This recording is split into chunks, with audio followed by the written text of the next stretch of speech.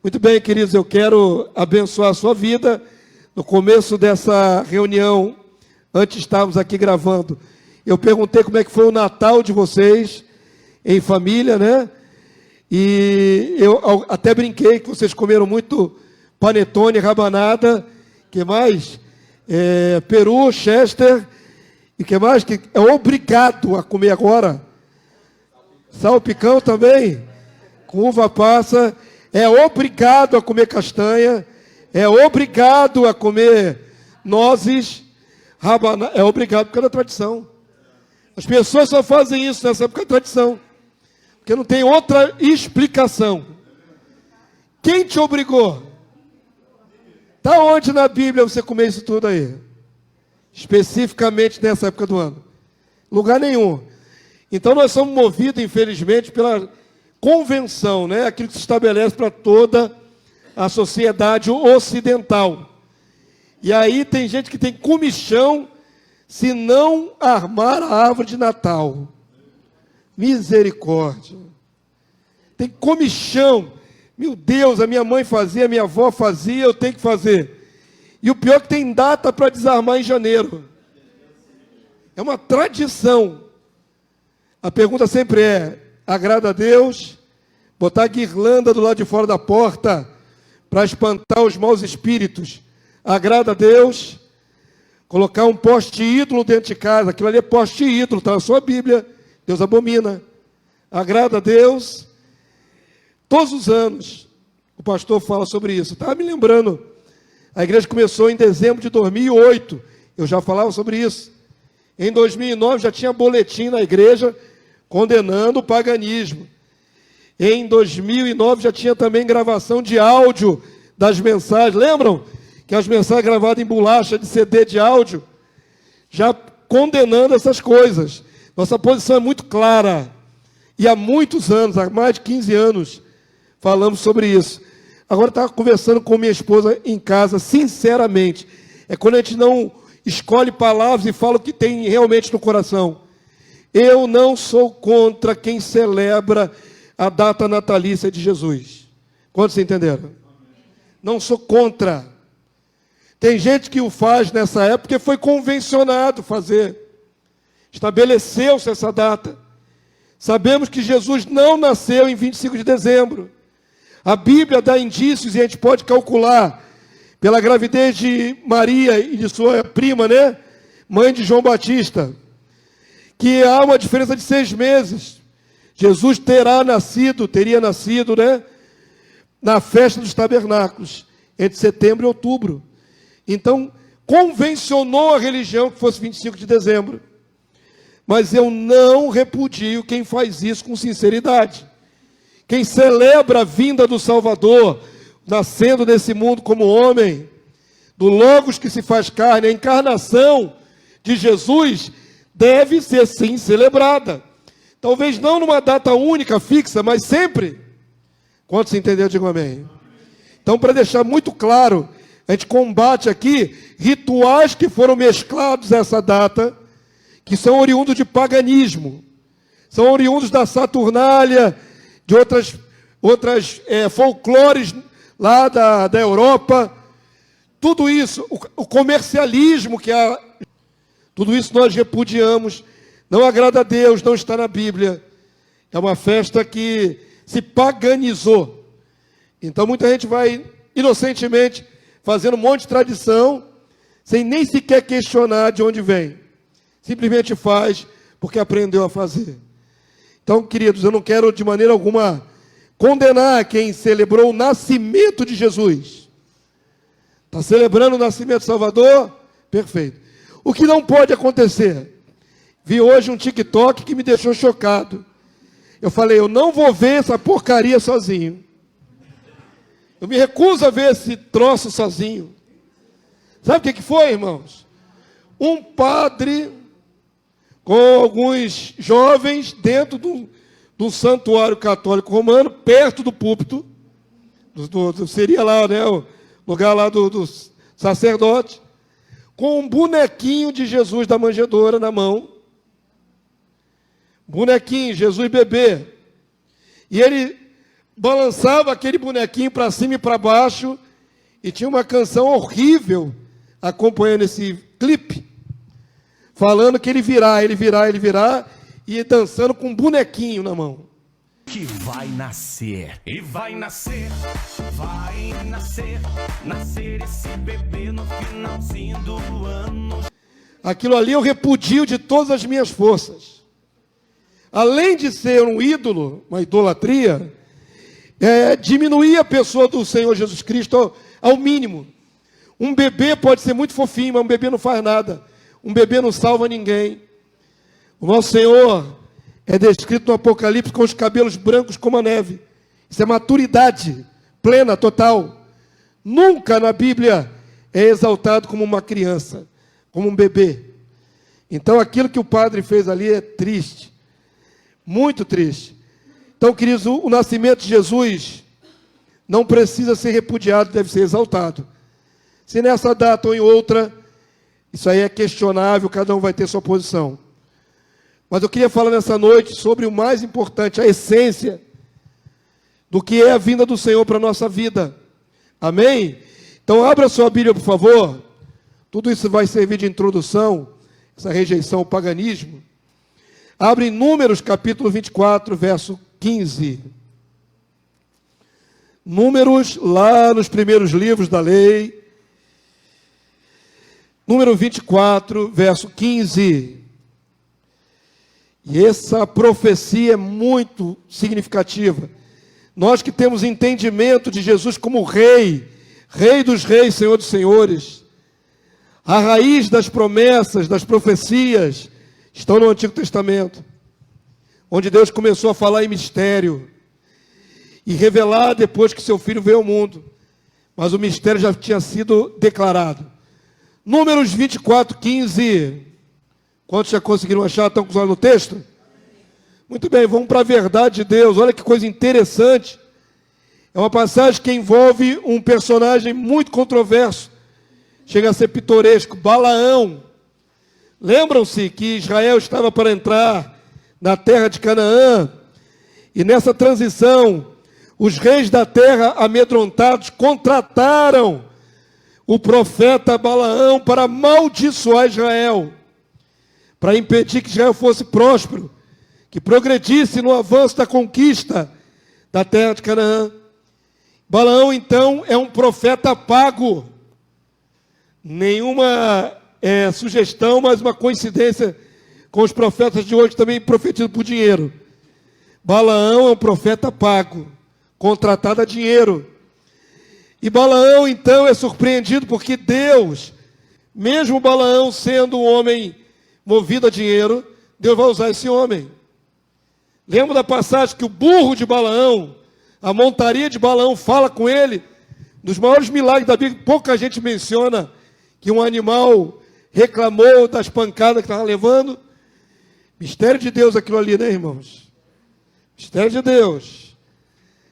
Deus deu ao animal irracional capacidade de fala. Esse mesmo profeta Balaão, agora nesse ponto, está no final da sua empreitada de profetizar sobre Israel. E ele vai ser, então, instrumento na mão de Deus para falar uma verdade profética. Amém? Dá uma olhadinha aí em Números 24, 15. Já deu contexto. Nós vamos ler o texto todo até o verso 19. Vamos lá, quem quiser ler em voz alta com o pastor. Então proferiu a sua palavra e disse: palavra de Balaão, filho de Beor, palavra do homem de olhos abertos, palavra daquele que ouve os ditos de Deus e sabe a ciência do Altíssimo, daquele que tem a visão do Todo-Poderoso, e prostra-se, porém de olhos abertos. Verso 17. Agora ele vai entregar a profecia. Vamos lá? Vê-lo-ei, mas não agora. Contemplá-lo-ei, mas não de perto. Agora lê, por favor, essa frase aí, é a chave. Uma estrela procederá de Jacó, De Israel subirá um cetro, que ferirá as têmporas de Moabe e destruirá todos os filhos de Sete. Verso 18. Edom será uma possessão, Seir, seus inimigos, também será uma possessão, mas Israel fará proezas. Verso 19. De Jacó sairá o dominador e exterminará os que restam das cidades. O que é de interessante nessa palavra colocada nos lábios desse homem? Assim como Deus usou Caifás, inimigo de Jesus, usando ele com palavra profética, Deus usa quem ele quer. O que há de interessante nessa profecia, irmãos? A quem essa palavra se dirige? Nós estamos aqui há pelo menos 1.500 anos antes do Filho de Deus vir ao mundo. Pelo menos. Entre 1.500 e 1.600 anos, não fui pesquisar tão a fundo, precisamente. Israel nem entrou na terra da promessa ainda, não se estabeleceu, mas Deus já revela que vai levantar dentre Israel o quê? Qual é a palavra que está aí, irmãos? Uma estrela. E essa palavra é que me inspirou a trazer essa mensagem a vocês. Uma estrela que Deus levantará em Israel. E é muito interessante. Aí fui pesquisar um pouquinho, pessoas que estudam mais do que eu, e dizem, né, que na antiguidade, estrela estava sempre ligado à divindade. Estrela estava ligada à divindade e a reis humanos meio divinos, né, como era na concepção da época. Por exemplo, Faraó era humano, mas se sentia meio divino. Muitos reis eram assim na antiguidade. Então a estrela sempre apontava para algo sobrenatural. E é muito maravilhoso isso aí, porque fala de uma linhagem que vai subir em Israel. A maioria dos comentadores acredita que a figura final dessa passagem seja o Messias, seja Jesus. Mas não se descarta também Davi, que é da mesma linhagem. É como se fosse uma profecia que vai se cumprir em mais de um tempo. Verdadeiramente, de dentro de Israel subiu um rei, e ele venceu vários inimigos em redor. Então, nesse sentido, pode se aplicar a Davi, temporal, ou como um tipo do Cristo. Mas essa palavra plenamente ainda não se cumpriu, porque o rei Messias não veio vencer os inimigos, como está predito nessa profecia. Quantos entenderam? Amém? Mas que existe uma estrela profética sendo levantada, existe.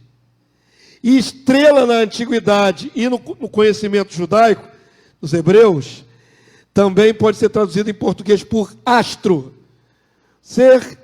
Um ser brilhante, né? Um ser luminoso. É interessante demais que estrela tem mais de um significado na cultura bíblica. Até os anjos, às vezes, são chamados, comparados a estrelas. Então, vamos devagar. A palavra que eu quero destacar nessa hora é que de Israel se levantará uma estrela. Amém, queridos? Guarda isso aí, porque isso é importante para o nosso restante do entendimento. Agora abre Isaías capítulo 9. Isaías capítulo 9, verso 1 e 2. Vamos identificar esse astro, né? essa luminosidade. Isaías capítulo 9, verso 1 e 2. Se essa palavra se cumpre no rei Messias, ele tem que ter, não é, outras passagens para confirmar. Vamos lá? Quem já achou Isaías 9, 1? Amém? Vamos lá, ler comigo então. Isaías é o profeta messiânico, ou seja, a maior parte das profecias de Isaías falava sobre o rei que viria. Isaías já é cerca de 600 e poucos anos antes de Cristo. Diz assim a palavra do Senhor: mas para a terra que estava aflita, não continuará a obscuridade, as trevas. Deus, nos primeiros tempos, tornou desprezível a terra de Zebulon e a terra de Naftali, mas nos últimos tornará glorioso o caminho do mar, além do Jordão, Galileia dos gentios. É claro que você já ligou os pontos, amém? Já ligou os pontos? Claro. Lógico que antes de Jesus nascer no mundo e estabelecer o seu itinerário por essas regiões, inclusive a Galileia, inclusive margeando o Jordão, hoje para nós vemos em perspectiva, né? Então sabemos que Jesus é esse que vai aparecer nesse contexto geográfico. Amém? Mas olha o que diz o texto no verso 2. Vamos lá, lê em voz alta, por favor, igreja. O povo que andava nas trevas viu grande luz. E aos que viviam na região da sombra da morte, resplandeceu-lhes luz. Porque a profecia dizia que viria de Israel uma estrela, um astro luminoso. Isaías colabora com essa visão 600 e poucos anos antes, dizendo que naquela região se verá a luz. Amém, queridos Deus? Até aqui chegamos? Então vai lá para Mateus agora. Vamos costurando as passagens. Mateus, capítulo 2, verso 2. Percebam que a estrela tipifica, né, e simboliza o Messias. Mas também houve uma estrela literal. Não tem uma estrela literal? É o que é celebrado nessa época do ano. Não é isso que colocam lá no alto das árvores de Natal? Isso. Não tem uma estrela literal na história de Jesus? Tem. Não precisa ler tudo não, só esse texto aí você vai lembrar. Mateus 2:2, igreja. Quantos acharam? Digam amém. E perguntavam: onde está o recém-nascido rei dos judeus? Porque vimos a sua estrela no Oriente e viemos para adorá-la. A tradição católica romana deu até nome a esses reis magos. Você conhece? Como é que é o nome dos 3 reis magos? Oi?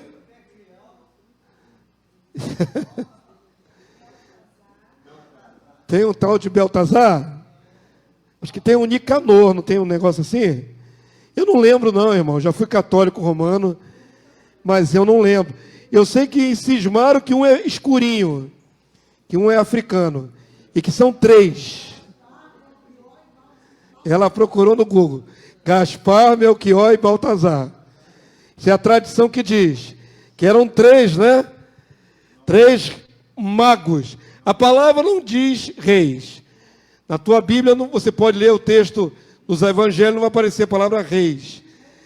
Reis é a tradição religiosa. Mas não diz que é reis. É uma sugestão. E magos aí são caldeus. Os caldeus eram astrólogos. Eles liam os astros. Estudavam as estrelas. Está acompanhando tudo ali pelo Wikipedia. Ela é demais. Ela está comparando se eu estou falando a verdade. Se a minha cultura está batendo com o que a Wikipedia diz.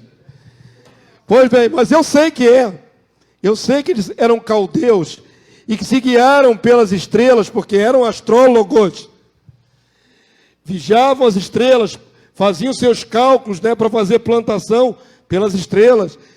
Viram essa estrela, seguiram-na e chegaram até aonde estava Jesus, um bebê, já sabendo que era uma estrela que apontava para o rei Messias de Israel. Eu acho isso fantástico. porque são estrangeiros, são pessoas de um outro país, mas vieram adorar o rei. Hoje foi dito aqui na hora do ofertório, eles ofereceram ouro, incenso e mirra. E é muito significativo, né? Eu não vou entrar nos méritos desses elementos, mas era a reverência a um ser real, da realeza, mas também um ser divino. Mirra é oferecida como sacrifício diante da divindade. Então preste atenção nesse detalhe importante. Tinha uma estrela, e essa estrela apontava onde o rei havia nascido. Então é muito significativo, não tem nada de incorreto em falar dessa estrela. Agora abra no Evangelho de João, capítulo 4. Nós poderíamos fazer essa correlação da estrela que guiou os magos até o menino Jesus. Isso é muito interessante, mas não necessariamente cumpre a profecia de Balaão. Amém, queridos? A palavra não diz que uma estrela ia guiar até o Messias. A palavra que Deus colocou nos lábios de Balaão diz que Deus vai levantar uma estrela no meio de Israel. Alguém será essa estrela. Não é alguém que é apontado por uma estrela, mas é alguém que é a própria estrela, que é o próprio astro que brilha. Amém, queridos? Agora vamos para a real, vamos para a real. Sai do menino Jesus e vamos para o Jesus adulto. Olha o que está escrito aí, João 4,4. O próprio Senhor é relatado aí pelo evangelista João. Vamos lá? O que está escrito aí, igreja?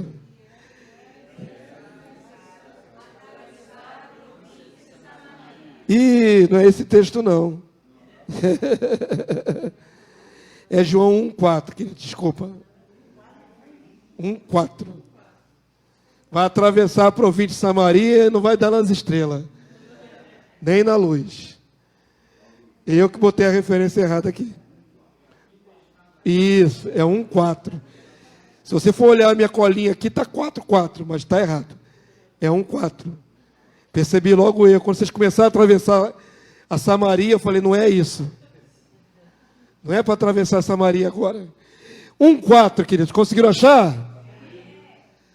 Vamos lá, o evangelista João diz: a vida estava nele. Nele em quem? No Filho de Deus, Jesus. E a vida era o quê, irmãos? A luz dos homens. Lembram da profecia de Isaías? Que aquela região que estava nas trevas tenebrosa veria a luz. Quando isso se cumpre? Quando o Filho de Deus é manifesto entre os homens. Amém? A vida estava nele e a vida era a luz dos homens. Eu já vi vários comentadores falando dessa luz. A luz, às vezes, é aplicada de maneira espiritual, metafórica. Por exemplo, vou dar um exemplo. Já li, por exemplo, que essa oposição de luz e trevas tem a ver com mente. Ou seja, a ignorância seria comparada às trevas. Quando a pessoa não tem entendimento, quando a pessoa não tem revelação, ela está em trevas. E quando vem a revelação, quando vem a sabedoria, o entendimento, então ela estaria na luz. Tem aplicação bíblica? Tem. Paulo fala, né? Iluminados os olhos do vosso coração para saberdes.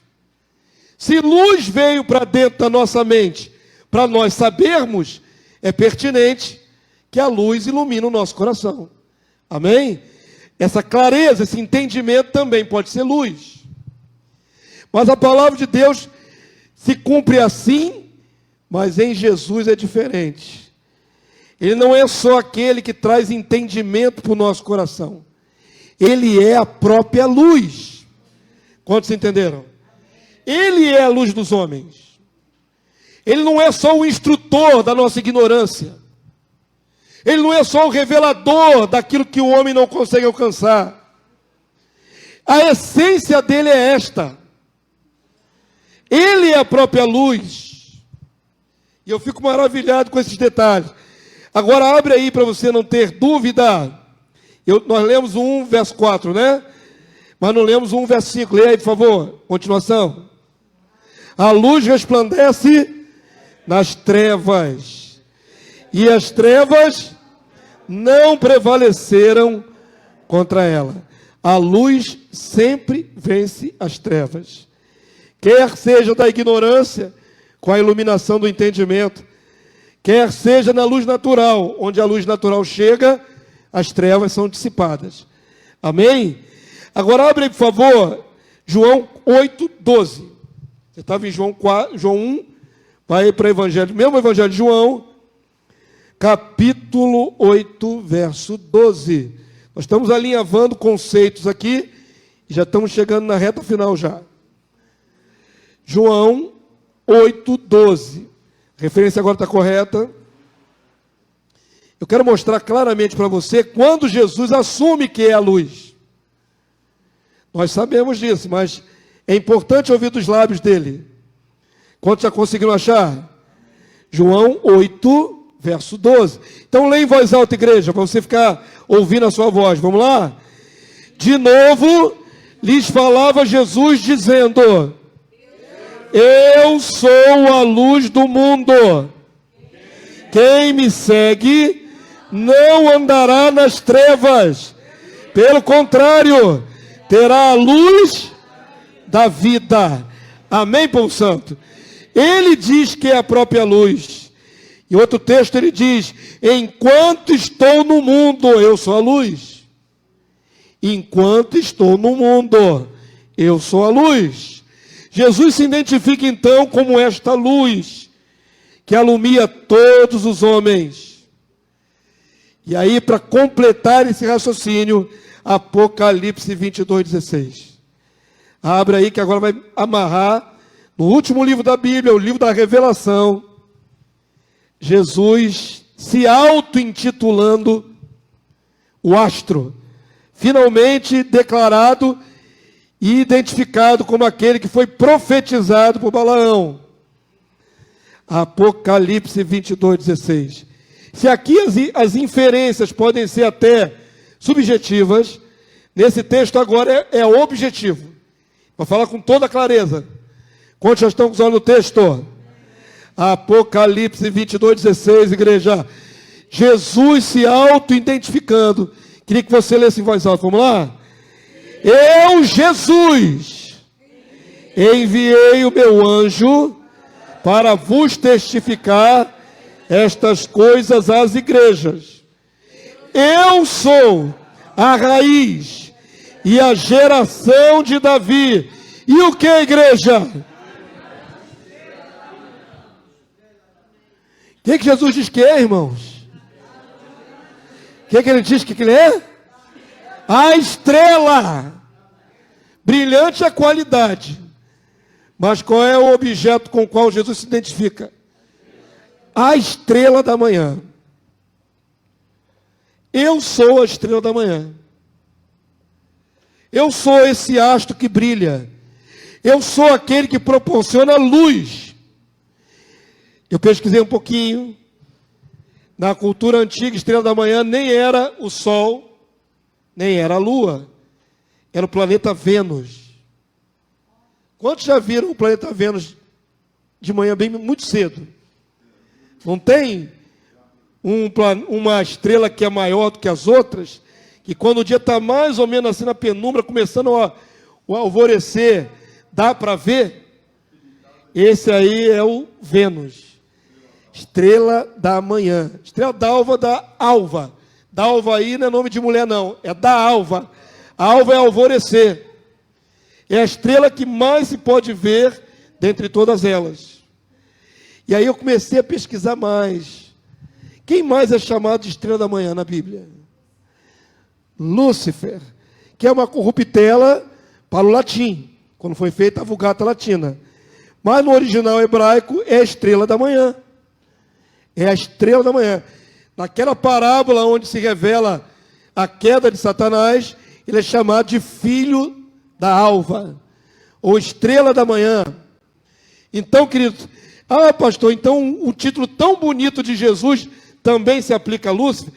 Parcialmente. Porque eu falei a vocês que na cultura bíblica, os anjos são comparados a seres luminosos. Isso não é nenhuma dificuldade. Os anjos são chamados em paralelo a estrelas. Deus chama as estrelas pelo nome. Deus não está falando dos astros, está falando dos anjos. Então preste atenção no que o pastor está querendo mostrar. No mundo espiritual, os seres sobrenaturais têm uma certa luminosidade, um certo brilho. Quantos dizem amém? Isso é fato, queridos. Agora eu vou entrar numa área que eu amo muito, que é a área da possibilidade de nós ficarmos fosforescentes. Eu amo isso. Eu creio nisso com todas as minhas forças. Sabe aquele momento em que Moisés ficou um tempão na presença de Deus, e quando voltou ele estava igual um farol na cara dele?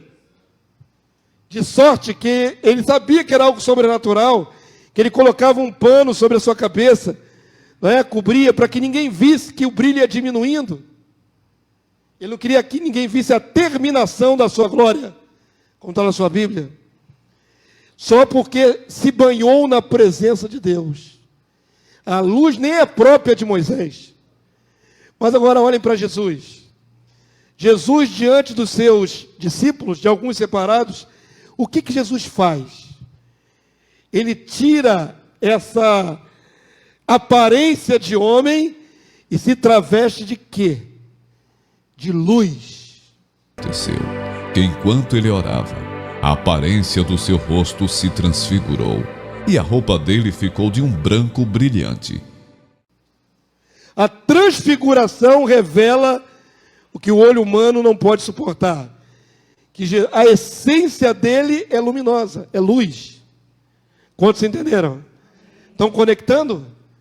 Que Jesus não é luz só metaforicamente. Que Jesus não é luz só porque tira a obscuridade do entendimento. Mas a essência dele é luz. E fisicamente ele provou isso na transfiguração. Por isso, querido, eu queria declarar aqui nessa noite, eu creio que nós também resplandeceremos luz. Não metaforicamente, não porque tiramos a ignorância das pessoas, mas literalmente, à semelhança do Filho de Deus. Amém? Então Jesus, ele diz com todas as letras, eu sou a brilhante estrela da manhã. Amém, povo santo? Para não ficar nas minhas palavras, tudo que falo aqui tem que provar biblicamente. É um povo muito adestrado. Se eu falar qualquer bobagem, o pessoal abre o Wikipedia na hora aí e me envergonha. Se eu falar uma coisa errada, já era. Sou desmascarado na hora, ao vivo, online, full time. Então abre aí na sua Bíblia, Daniel 12:3. Daniel 12:3. Tudo que eu falo tem que provar. Então vamos lá.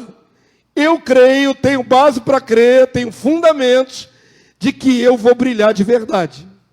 Que a minha pele vai ficar brilhante de verdade. Amém? Então vamos ver se eu tenho fundamentos. Abre aí, Daniel 12:3. Então, amados, tudo que nós estamos vendo aqui é para provar que há uma dimensão de glória que ainda não vimos com nossos olhos. Jesus, ele manifestou essa glória entre os homens. 12:3. Mas há uma promessa de que eu e você também seremos como astros. Quero mostrar a vocês isso. Amém? Isso é para trazer alegria. Uma das piores situações de um cristão é quando ele começa a perder o foco nas promessas. As promessas de Deus, elas alimentam a nossa fé, nossa esperança. Tem que trazer à memória aquilo que nos traz esperança. Se você começa a racionalizar a sua fé e entrar no módulo, digamos assim, míope, você começa a olhar só porque está perto e não olha para a glória que está proposta, você desfalece, diminui a sua força. Jesus suportou a ignomínia da cruz por causa da glória que lhe estava proposta. Ele leva lá na frente a glória que lhe estava proposta. Nossos olhos têm que estar de olho nas promessas. E tem que trazer a memória que eu vou viver uma dimensão de glória. Que essa vida que eu tenho agora aqui nesse corpo mortal, nessa fase probatória da minha vida, não se compara com aquilo que eu hei de viver quando o reino for estabelecido. Tem que ter esse sonho na mente. É o que nos empurra para frente, irmãos. Amém? É a âncora da nossa alma. Então vamos lá. Daniel 12:3, quem achou, diga amém. Leia em voz alta, estamos terminando, vamos lá? Os que forem sábios, pois...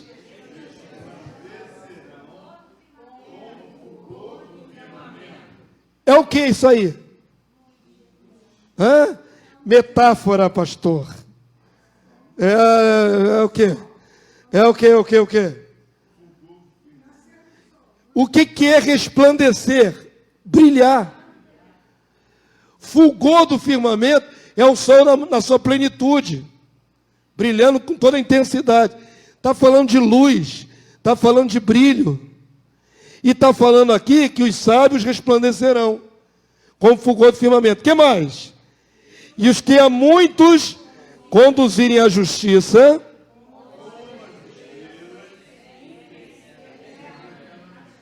como as estrelas sempre e eternamente.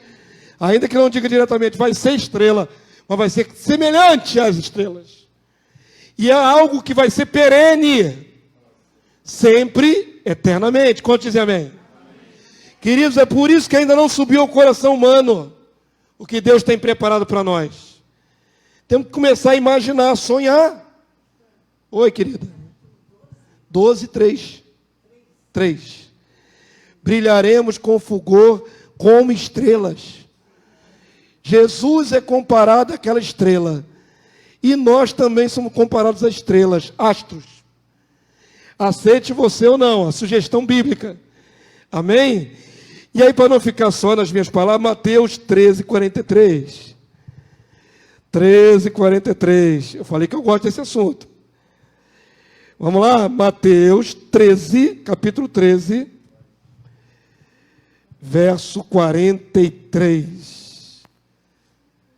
Se nem as palavras de Jesus te derem alguma luz, não sou eu que vou dar. A palavra de Jesus tem que te dar luz agora. Para você imaginar. Para você se imaginar. Com essa glória toda. Vamos lá? O que está escrito aí? Palavras do Senhor. Então justos o que, irmãos?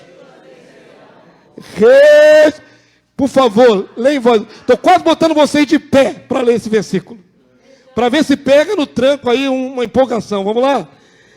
Vamos de novo, lê de novo, por favor.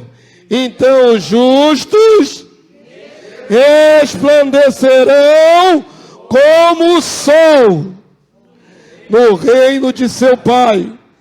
Quem tem ouvidos para ouvir, ouça. Os justos vão resplandecer como? O sol. Como é que se resplandece como o sol? Muito brilho, muita luz. Ah, pastor, isso é uma metáfora. Metáfora do quê? Está falando que nós vamos resplandecer igual o sol, irmão. Tá bom, quer mais? Quer mais? Filipenses 2,15.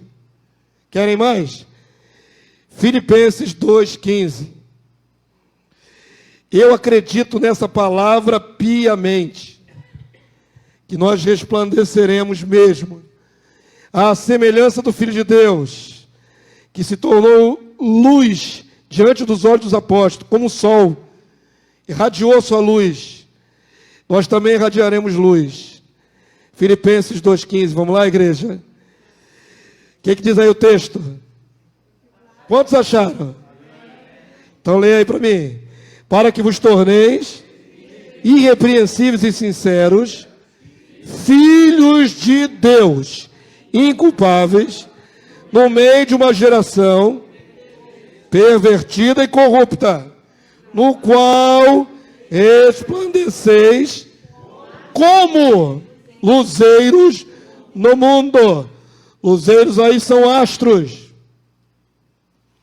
No mundo. Aqui parece esse brilho subjetivo, né? Jesus disse também, assim brilha a vossa luz diante dos homens, para que vejam vossas boas obras. Então, boas obras é comparado à manifestação de luz. Mas não é luz física literal. Mas eu acredito na luz física literal, sabia? 2 Pedro 1,19. Penúltimo versículo. Segunda carta de Pedro 1,19. Eu acredito nessa glória que está destinada a nós. E ela começa com o nascimento de Cristo, não na manjedoura no dia que o mundo celebra agora. Mas essa palavra se cumpre no dia que Cristo nasceu para mim. No dia que Cristo nasceu para você. Havia um tempo em que Jesus já tinha nascido no mundo, mas eu não acreditava. Havia um tempo que eu desconhecia, que eu descria. Quando é que fez sentido o nascimento do Filho de Deus na minha vida? Quando eu nasci de novo. Quando eu criei. Aí Natal passou a ter sentido. Não o Natal dos presentes, Papai Noel que é mentira e outras coisas mais. Mas o sentido de Cristo ter nascido no mundo fez diferença para mim. Então, quando é que foi o nascimento do Filho para mim? Quando eu entendi isso, quando eu nasci de novo. Quantos entenderam? É um processo. Cristo, ele começa a ser gerado em nós. E esse processo vai crescendo até nos tornarmos semelhantes a Ele. Quantos entenderam? Leia, por favor, 2 Pedro 1,19, estamos no penúltimo versículo. Temos assim, tanto mais confirmada a palavra profética. E fazeis bem e atendê-la, como uma candeia que brilha em lugar tenebroso, até que o dia clareie. Aleluia. E a estrela da alva, Cristo, Ele é a estrela da manhã, a alva é a estrela da manhã, nasça em nosso coração. Sabe quando é Natal para mim? Quando eu compreendi Cristo. Quando Ele fez sentido na minha vida. Então ficar preso, se é agora 25 de dezembro, ou se é outra data, isso é irrelevante. Totalmente irrelevante. Porque muita gente celebrou hoje essa data sem o menor entendimento. Só por tradição. Talvez tenham até mencionado o nome de Jesus. Mas não faz sentido. Sabe em quem faz pleno sentido? Em quem Cristo já nasceu no seu interior. A luz dele já está dentro de você. Porque nós somos habitação do Espírito de Cristo. E se alguém não tem o Espírito de Cristo, então não é dele. Mas a nós, a quem foi dada a graça de termos parte no Cristo e recebemos essa unção, queridos, amados do Senhor, a nossa esperança não é só ver a glória de Cristo, mas é crescendo de fé em fé, de glória em glória, à semelhança do próprio Senhor, até que esta luz que está em nós, ela resplandeça plenamente. Quantos entenderam? Digam amém. Isso diz respeito à nossa maior expectativa. Cristo em nós. A esperança de viver a glória. A esperança de manifestar a glória. De resplandecer a glória. Amém? Quantos entenderam? Então vou ler de novo, 2 Pedro 19, vamos lá, igreja. Temos assim tanto mais confirmada a palavra profética, e fazeis bem em atendê-la. Aceite a profecia, aceite a palavra de Deus, as revelações, como uma candeia que brilha em lugar tenebroso, até que o dia clareie. Candeia é pouca luz, dia clareia é o dia pleno. Deus vai nos dando progressivamente mais, e mais, e mais. Aí o texto diz, e a estrela da alva nasça em vosso coração. Quem já nasceu de novo, já está no processo. Amém? O Senhor já está dentro de nós pelo seu Santo Espírito. A sua estrela já está brilhando como astro. E a nossa grande vocação é ser semelhante a Ele. Então, para terminar a igreja, Apocalipse 2, 28. Esse é o último versículo. Apocalipse 2, 28. Vou pedir a vocês até que, por gentileza, se coloquem de pé. Vamos lê-lo de pé.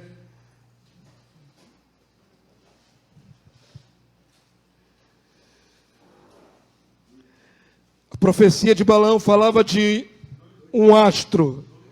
2, 28 e 29. Logo no comecinho de Apocalipse. Falava de um astro que ia surgir. Esse astro é Jesus, o Filho de Deus. A palavra vem prometendo ao longo da revelação bíblica que os filhos de Deus, os sábios, também vão resplandecer, também vão brilhar. Mas esse último texto aqui para mim é o mais claro, o mais contundente de promessa. Vamos lá? Quem já está com os olhos no texto? 2:28, vamos lá, igreja? Assim como também eu recebi de meu Pai, dar-lhe-ei ainda a estrela da manhã. Quem tem ouvidos, ouça o que o Espírito diz às igrejas. Jesus diz ao que vencer, né, ao vencedor, eu vou dar a ele. Eu recebi e eu dou. E João diz, eu lhes tenho transmitido a glória que tu, ó Pai, me tens dado. Pai dá a Jesus, Jesus dá aos vencedores. Amém?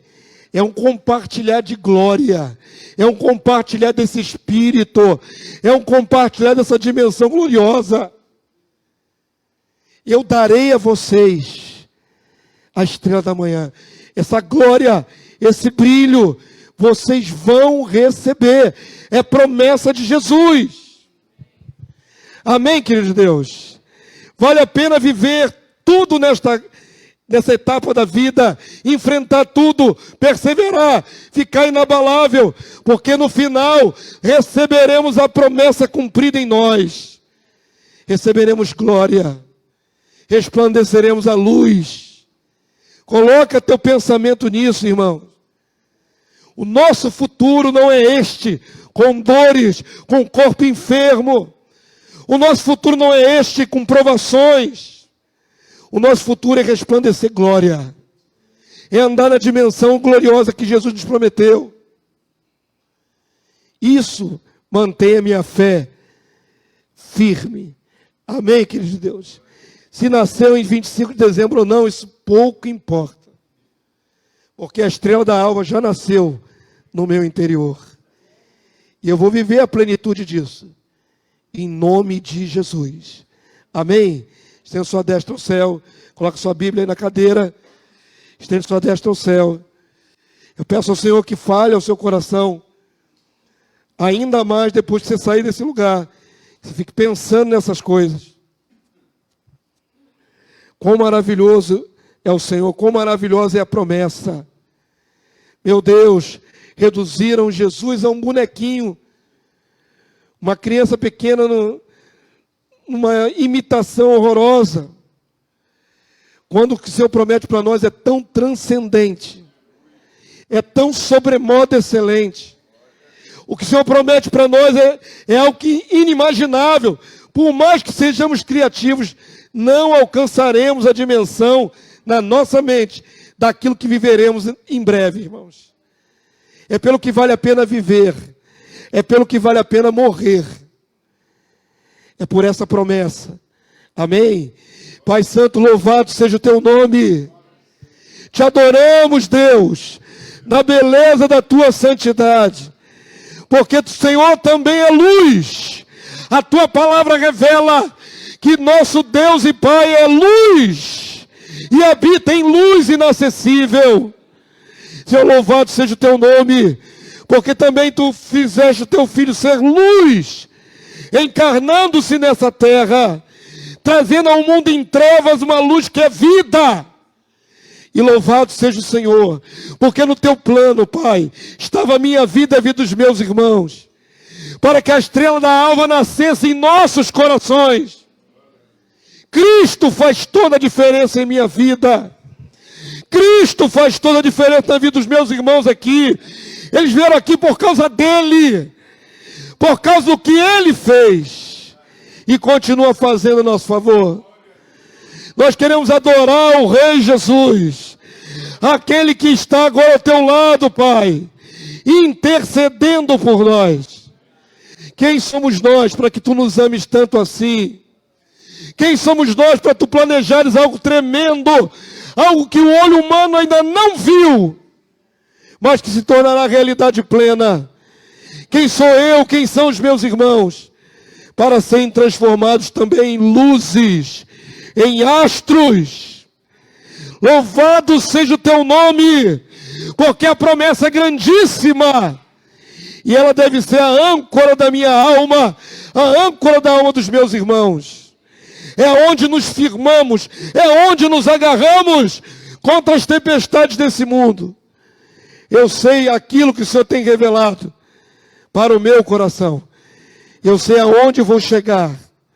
Eu sei aonde vai dar o final dessa estrada. É em glória. Em glória. Em glória. Em resplandecente glória. Amém, povo santo? Você pode glorificar o seu Pai. Você pode glorificar Jesus. Aleluia. Glória a Deus eternamente. Glória a Jesus, nosso Rei. Aleluia. Que nos dará glória. Glória. Aleluia.